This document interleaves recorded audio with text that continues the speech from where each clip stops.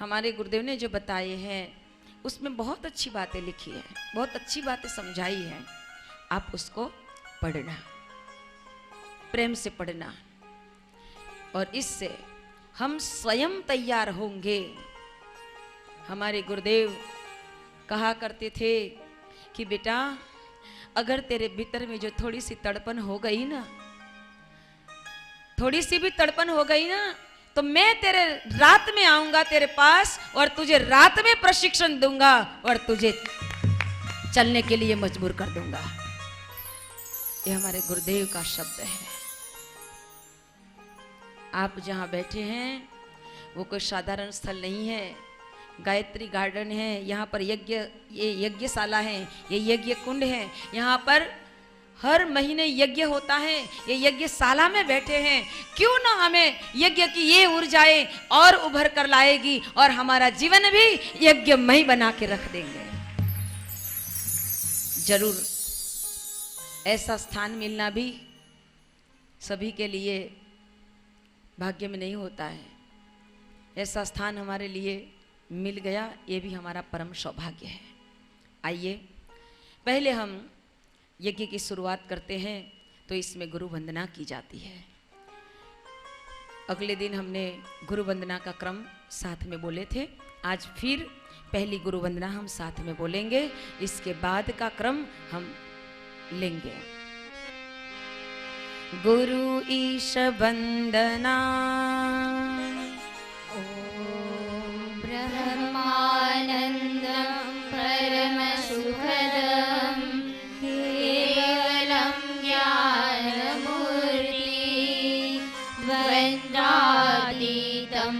गगनसदृशं तत्त्वमस्यादिलक्ष्यम् एकं नित्यं विमलमचलं सर्वदि साक्षिभूतं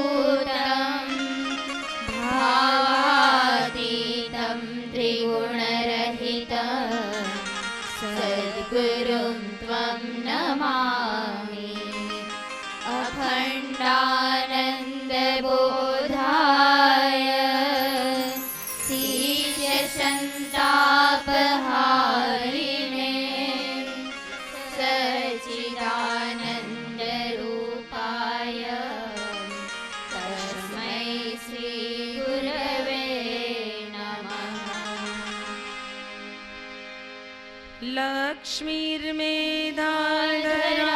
पुष्टि गौरी तुष्टि प्रभाधृतिः एताभिः पाहि तनुभिः अष्टाभिर्मा सरस्वती।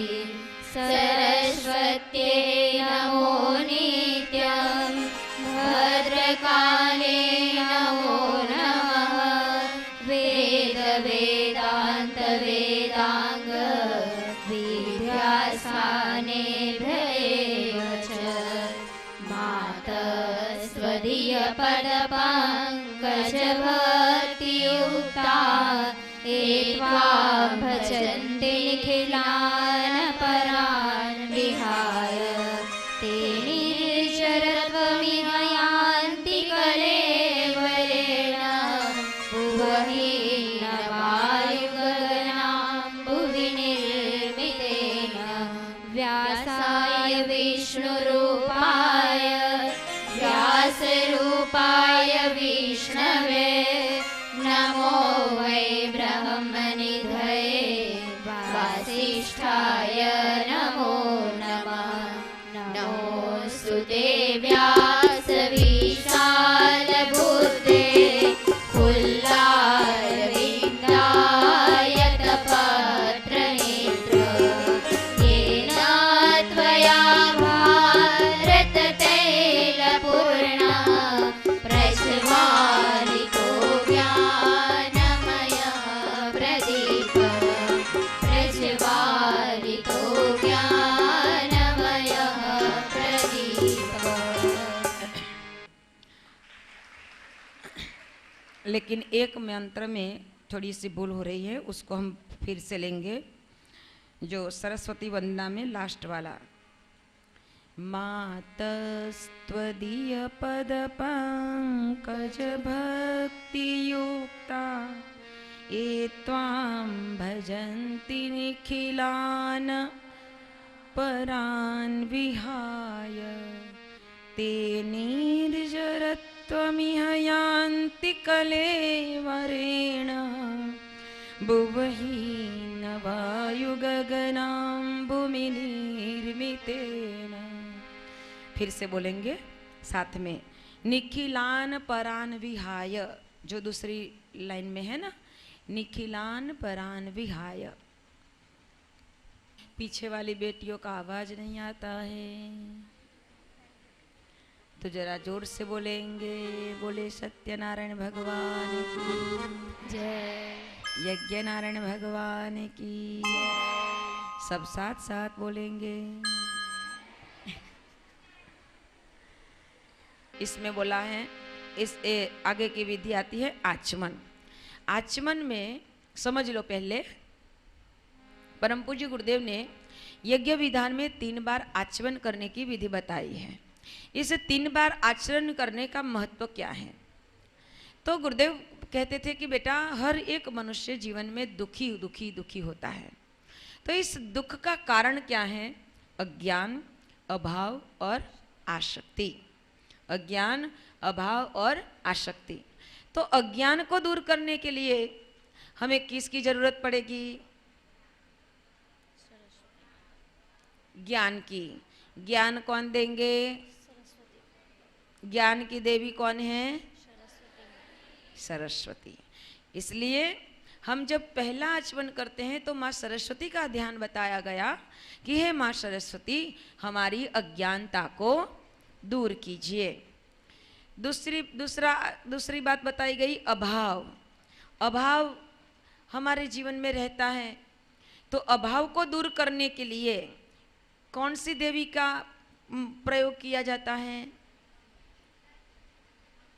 बोलो, लक्ष्मी देवी, है ना। जब लक्ष्मी जी आ जाते हैं तो अभाव सब दूर हो जाते हैं। लक्ष्मी जी के माध्यम से जो अभाव की बात हम सोचते हैं, वो अभाव सिर्फ भौतिक अभाव है, इस संसार का अभाव है। क्योंकि ये तो हमारी खोपड़ी में कब तक जितना भी देती जाएगी लक्ष्मी, हम भरेंगे नहीं ना। हमें और चाहिए, और चाहिए, और चाहिए, और चाहिए। कोई कहता ही नहीं है कि बस करो मैया, अब हमें नहीं चाहिए। कोई कहता है? कितना कुछ मिलता है, कितना कुछ मिलता है, फिर भी वो रोडपति भी मांगता है और करोड़पति भी मांगता ही रहता है। कभी भी उसको मना नहीं करते कि अब नहीं चाहिए, अब रहने दो, है ना। ये मानस का मन ही ऐसा है, कभी भरता ही नहीं है। लेकिन हम माँ लक्ष्मी से प्रार्थना करते हैं, हमारे जीवन में जो जरूरत है, हे माँ, ऐसा अभाव हमें कभी भी ना सताए। जो जीवन में जरूरत है, ऐसा अभाव हमें कभी ना सताए, हम अभाव से दूर रहे। इसलिए लक्ष्मी जी का स्मरण करके दूसरा आचमन करते हैं, लक्ष्मी जी की शक्ति हमें प्राप्त हो। और तीसरी बात बताई गई, पहली बात है अज्ञान, दूसरी बात में अभाव, और तीसरी बात है आसक्ति। आसक्ति का मतलब है आसक्ति है, जा सकती नहीं है। तो आसक्ति का मतलब क्या है? मोह।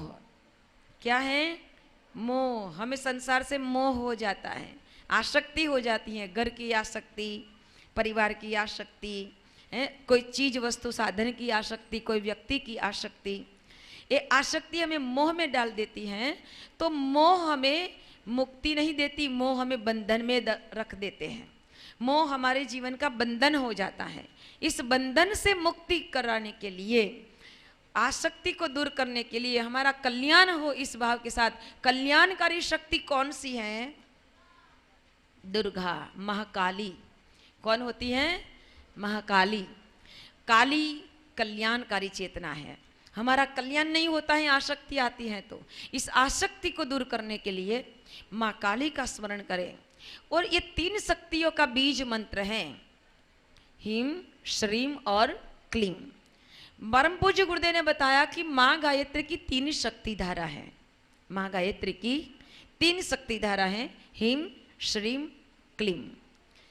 अगर किसी को चालीसा आती है गायत्री चालीसा तो इसमें आता है हिम श्रीम क्लीम मेधा प्रभा जीवन ज्योति प्रचंड शांति क्रांति जागृति प्रगति रचना शक्ति अखंड जगत जननी मंगल करणी गायत्री सुखदा प्रणवो सावित्री स्वधा स्वाहा पूरणका ओम भूर्भुवः स्वः ओम कृत जननी गायत्री कलिमल दहनी अक्षर चौर। श्रद्धा के स्वर में चालीसा का पाठ है, पीछे निकालो।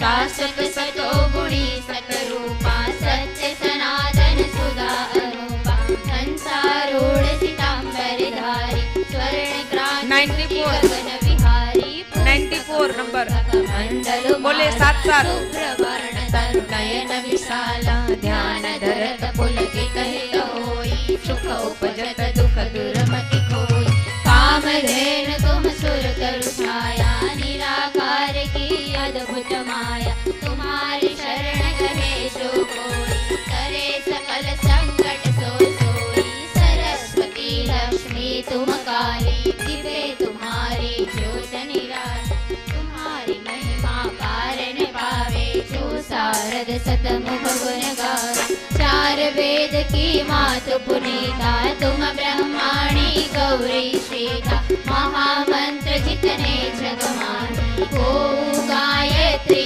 शमनानी सुमिरत ही में ज्ञान प्रकाशे आलस पाप अविद्यानाशे सृष्टि जग जननी भवानी काल रात्रि वरदा कल्याणी ब्रह्मा विष्णु रुद्र सुर जेते तुम सो पावे सुरता देते तुम भक्तन की भक्त तुम्हारे जननी ही पुत्र प्राण से प्यारे महिमा अपरंपार तुम्हारी जय जय जय त्रिपदा भयहारी पूरी तरह ज्ञान विज्ञाना तुम समाधि बन जग में आना तुम ही जाने कछु रहे न शेषा तुम ही पाए कछु रहे न कलेसा जानत तुम ही जाए पारस परस गुदात सुहाई तुम्हारी शक्ति दिखे सब ढाई माता तुम सब ठौर समाई ग्रह नक्षत्र ब्रह्मांड दनेरे सब गतिवान तुम्हारे प्रेम सकल सृष्टि की प्राण विधाता पालक पोषक नाशक त्राता मातेश्वरी दया व्रत धारी तुम सन करे पात की भारी जा पर कृपा तुम्हारी होई ता पर कृपा करे सब कोई मंद बुद्धि ते बुद्धि बल पावे रोगी रोग रहित हो जावे दारिद्र मिटे कटे सब पीड़ा नासे दुख हरे भव पीरा गृह कलेश चित चिंता भारी नासे गायत्री भयहारी संतति हिन सुर संतति पावे सुख संपत्ति मोद मनावे भूत पिशाच सबे भय खावे यम के दूत निकट नहीं आवे जो सदवा सुमिरे चित गाई अक्षर सुहास सदा सुखदाई करवर सुख प्रद रहे कुमारी विधवा रहे सत्य व्रतधारी जयति जयति जगदम्ब भवानी तुम समार दयालु निधानी जो सद्गुरु सो दीक्षा पावे सौ साधन को सफल बनावे सुमिरन करे सुरुचि बड़ भागे रहे मनोरथ गृह वैराग अष्ट सिद्धि नवनिधि के दाता सब समर्थ गायत्री माता ऋषि मुनि यति तपस्वी योगी आरत अर्थे चिंतित भोगी जो जो शरण तुम्हारे आवे सो सो मन वांछित फल पावे बल बुद्धि विद्या शील स्वभाव धन वैभव तेज उठाओ सकल बड़े उपजे सुख नाना जो यह पाठ करे धर ध्यान सकल बड़े उपजे सुख नाना जो यह पाठ करे धर ध्यान जचा दीक्षा भक्ति उत पाठ करे जो कोई ता पर कृपा प्रसन्नता माँ गायत्री की होई ओम भूर्भुवः स्वः तत्सवितुर्वरेण्यं भर्गो देवस्य धीमहि धियो यो न प्रचोदयात् ओम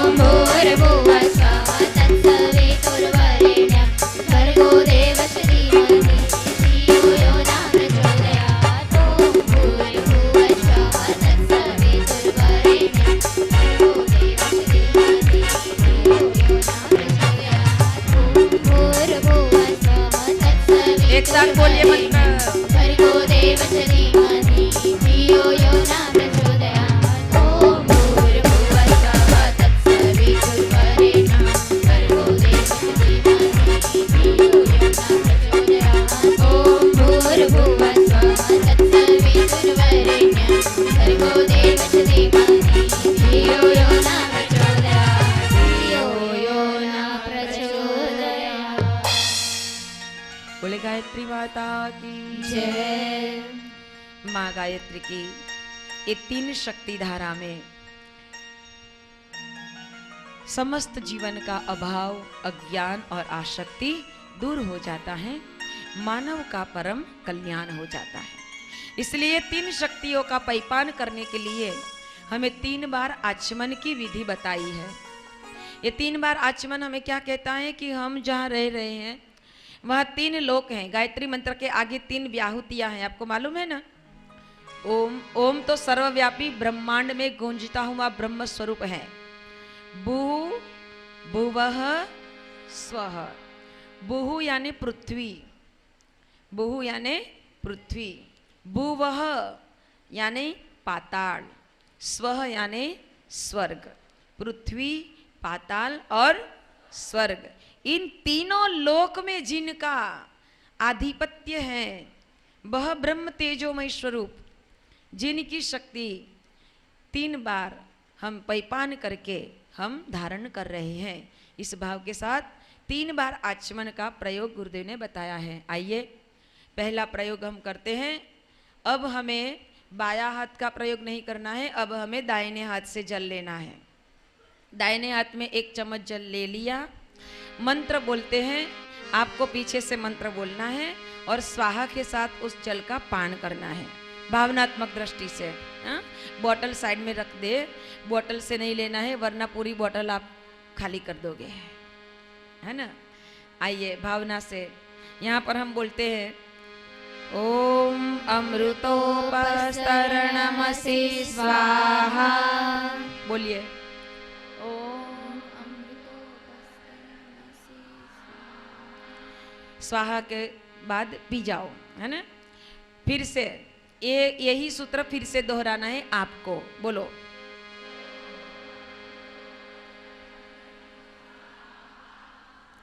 है। 3 बार आचमन करने से माँ गायत्री की 3 शक्ति धारा हमें प्राप्त हुई है, हीम, श्रीम और क्लीम। सरस्वती, लक्ष्मी, काली। सरस्वती लक्ष्मी तुम काली, दीपे तुम्हारी ज्योति निराली। हमारे भीतर में ये 3 आचमन होने से भीतर में दिव्य ज्योति, निर्मल ज्योति का आवाहन होता है। आइए इसके बाद है शिखाबंधन। शिखाबंधन का मतलब समझ ले। शिखा यानी चोटी। चोटी कौन रखते हैं? चोटी कौन रखते हैं? पंडित, ब्राह्मण। अकेले पंडित और ब्राह्मण ही चोटी नहीं रखते हैं। हमारी हिंदू संस्कृति, भारतीय संस्कृति की परंपरा है, रूसी संस्कृति की परंपरा है, हर एक व्यक्ति को सर पे चोटी होना चाहिए। ये हमारी पहचान है, संस्कृति की पहचान है, संस्कृति सूत्र है, ये संस्कृति का सूत्र है। लेकिन इस मॉडर्न युग में तो चलता चलता मानो इतना तो फैशनेबल हो गया, इतना मॉडर्न हो गया कि आज तक भाई लोग तो सिखा नहीं रखते, लेकिन बहनों भी सिखा नहीं रखती है, चोटी नहीं रखती हैं। आजकल बहनें भी चोटी रखना बंद कर दिया। वो न जाने कौन कौन से कट वाले आ गए हैं, ये कट वो कट वो कट, कितने सारे कट करते करते वो पूरी मुंडी कट जाएगी। हैं? हमारे देश में एक बार ऐसा कहा जाता था, सर कटा सकते हैं लेकिन सर झुका सकते नहीं। हैं? ये हमारी आन मान और शान है। सबसे ऊपर का हिस्सा हमारा ये मस्तिष्क है ना। और इसके ऊपर ये शिखा, जैसे कि मंदिर के ऊपर जैसे ध्वजा होती है ना, ध्वजा लहराती है ना, उसी तरह ये शरीर रूपी मंदिर पर ये शिखा रूपी ध्वजा हमें लहराती होनी चाहिए। लेकिन आज ये नहीं रहा है। लेकिन फिर भी गुरुदेव ने कहा कि फिर भी ये जो स्थान है उसको हमें पवित्र बनाना चाहिए। बेटा बहुत अच्छी तरह से समझ लो कि इस शिखा के स्थान को पवित्र क्यों बनाते हैं। इस शरीर में जो षष्ठ चक्र हैं उसमें ऊपर वाले हिस्से में जो चक्र हैं सहस्त्रार चक्र। चलो ध्यान में बैठते हैं ना हम रोज, बताओ ये चक्र में कौन सा शरीर है? कौन सा शरीर है? इस लाइन में से कोई बोलेंगे? कल भी बताया था, हर रोज ध्यान में बताते हैं। बताओ बताओ, चलो बोलो। बोल, बोलो। अरे आंगली ऊंची करते हो तो बोलो ना। यहाँ यहाँ, वेरी गुड। यहाँ हमारा कारण शरीर है। आपको 3 शरीरों की बात बताई थी ना। चलो, स्थूल शरीर का केंद्र बिंदु कौन है? कौन है? नाभि। सूक्ष्म शरीर का केंद्र बिंदु हृदय चक्र, आज्ञा चक्र। और कारण शरीर का केंद्र बिंदु सहस्त्रार कमल।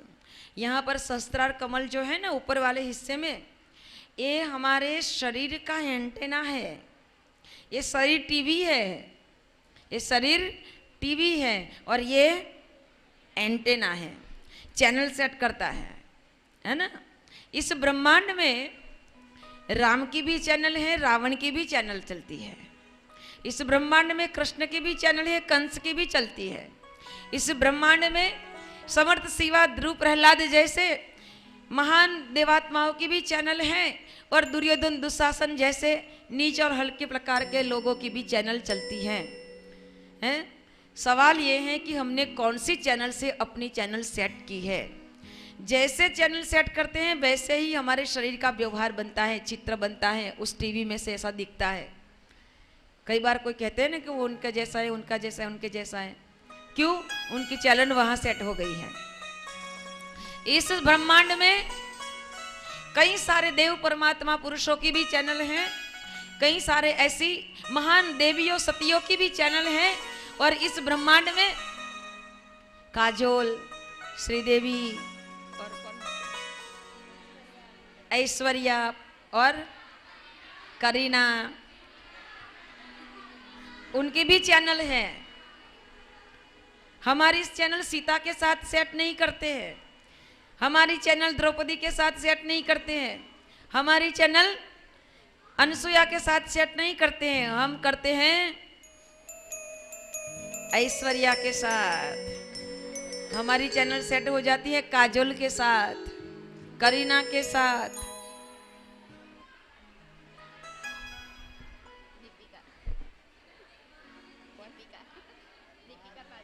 दीपिका, उनसे सेट हो जाती है ना। इसलिए ये व्यवहार भी बिगड़ जाते हैं ना। हमारी चैनल उन श्रेष्ठ व्यक्तित्व से जुड़े। कहने का मतलब है, नाम जो भी है वो अपना काम कर रहे हैं पैसा कमाने के लिए, लेकिन उनको मालूम नहीं है कि हमारे एक काम से कई सारे लोगों के जीवन बर्बाद भी हो रहे हैं। अगर ये बात उनके समझ में आ जाती तो आज जो भी परिस्थिति समाज में डामाडोल स्थिति हो रही है वो नहीं होती। परम पूज्य गुरुदेव ने लेकिन फिर भी बताया था कि बेटा, मेरा एक शरीर ऐसे काम करेगा कि जो चलचित्र बनाते हैं उसमें कुछ न कुछ चेंज जरूर आएगा। आज से कई वर्षों पहले ऐसी चैनलें नहीं चलती थी कि जिसमें भगवान का नाम और भगवान के प्रति श्रद्धा जागृत हो, ऐसा कोई हो। लेकिन रामानंद सागर जैसे व्यक्तित्व को गुरुदेव ने इतना ऐसा तो घुमा दिया कि उसने रामायण, महाभारत, कृष्ण जैसी सीरियलें बना दी और सभी के घर घर तक भगवान को पहुंचा दिया। सब लोग देखने लगे कि राम भगवान क्या थे, कृष्ण क्या थे। हमारे गुरुदेव के ये विचारों की ताकत है। आप भी समझना कि हमारा ये जो शस्त्रार में जो हमारा चोटी वाला, शिखा वाला भाग है, उसको हम पवित्र बनाते हैं। हे प्रभु, इस ब्रह्मांड में जो देव शक्तियां की चैनल है ना, उससे हमारी चैनल सेट कर देना, है ना। उसकी शक्ति हमें प्राप्त हो, इस भाव के साथ हम इस भाग को पवित्र बनाते हैं। आइए अब बाएं हाथ में जल लेंगे, दाहिना हाथ की 5 उंगली उसमें भिगोएंगे और यहाँ इस स्थान पर स्पर्श करेंगे। ऐसा कर दो। अब हम मंत्र बोलते हैं, साथ में आपको बोलना है, फिर बाद में आप अकेले को बोलना है। शिखा वंदनम ओम चिद्रूपिणी महामाये दिव्य तेज समन्विते तिष्ठ देवी शिखा मध्ये तेजो वृद्धि पुरुष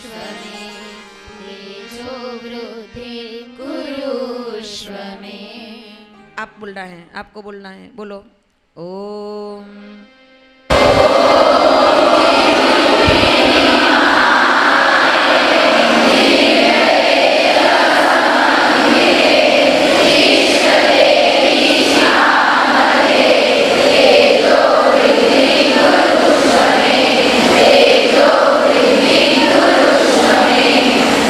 वेरी गुड।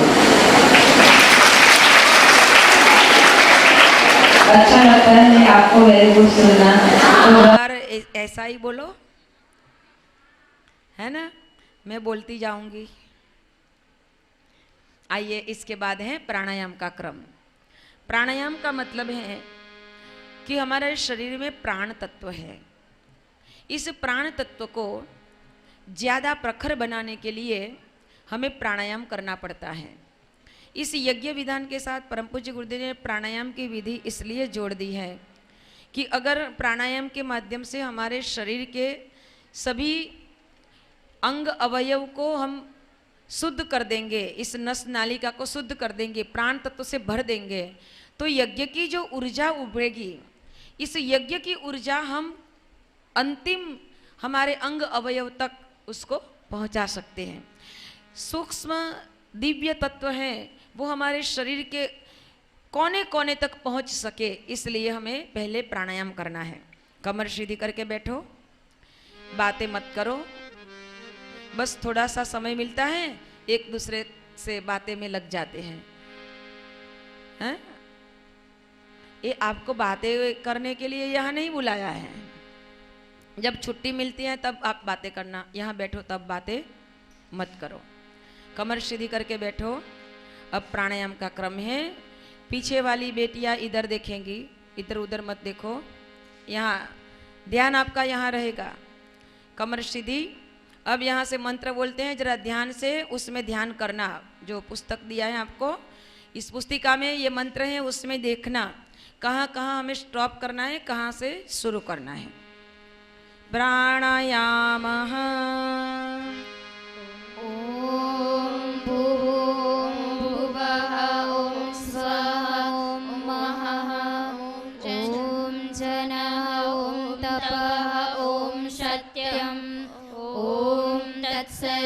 सवितुर्वरेण्यं भर्गो देवस्य धीमहि धियो यो नः प्रचोदयात्। ॐ आपोर्ज्योतिर्रसो अमृतं ब्रह्म भूर्भुवः स्वः।